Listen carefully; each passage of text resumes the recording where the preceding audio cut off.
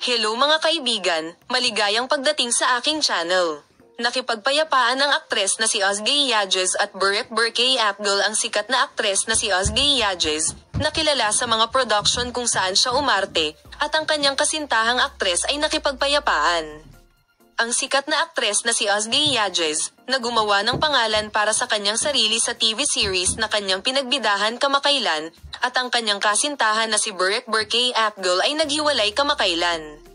Nabatid na ang mag-asawa ay naghahanda para sa kasal. The actress, who accepted her boyfriend's marriage proposal, said, "We have not determined the marriage date. We want to enjoy the moment."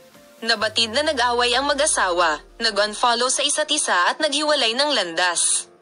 Opisyal na inanunsyo ng sikat na mag-asawa na nagkasundo na sila sa post na ibinahagi nila sa kanilang social media account.